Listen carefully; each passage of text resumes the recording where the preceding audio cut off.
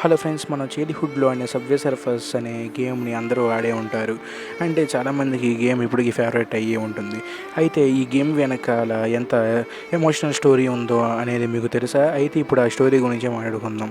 అసలు subway Surfers అనే game ఏంటి, అది దాని రియల్ స్టోరీ ఏంటి అనేది మాట్లాడుకుందాం. మనం దీనిలో ఉండే ఈ పోలీసుని చూసి విలన్ అనేది అనుకుంటాం, కానీ ఇతనే the real hero of this game. ఎందుకో మీకు తెలుసా?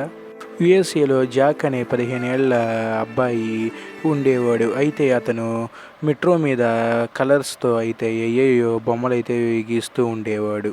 అంతేకాకుండా అక్కడే రైల్వే ట్రాక్స్ మీద స్కేటింగ్ అయితే చేస్తూ ఉండేవాడు.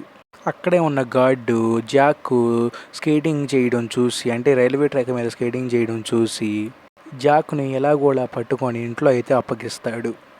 అయినా సరే జాక్‌కి సిగ్గు లేకుండా మళ్ళీ సబ్వేలో తన ఫ్రెండ్స్‌తో కలిసి మళ్ళీ స్కేటింగ్ అయితే చేస్తూ ఉంటాడు.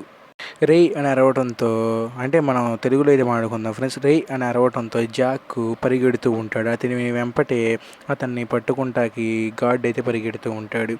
అలా రన్ చేస్తూ ఉండగా ఎదురుగా వస్తున్న మెట్రోని గుద్ది అతను తలకిందులుగా పడి అయితే చనిపోతాడు. ఆ తర్వాత ఈ గేమ్ ఓనర్ అయిన, అంటే జాక్ ఫాదర్ ఈ గేమ్‌ని అయితే డిజైన్ అయితే చేశారు. ఈ గేమ్‌కి ఏం పేరు పెట్టాలో తెలియక సబ్వే సర్ఫర్స్ అనేది పేరు బాగా సూట్ అవుతుందని ఆ పేరు అయితే పెట్టారు. పోలీసు జాక్ వెనకాల పడేది జాక్‌ని అరెస్ట్ చేయడానికైతే కాదు, జాక్‌ని కాపాడటానికైతే పరిగెడుతూ ఉంటాడు. అయితే ఇప్పుడు నేను ఒక డెసిషన్ అయితే తీసుకోబోతున్నాను. ఏంటి బ్రో అంటే, నేను ఇప్పుడే సబ్వే సర్ఫర్స్ గేమ్ అయితే ఎక్కించి ఆ జాక్‌ని కావాలని పోలీస్‌కి అయితే అప్పగిస్తాను.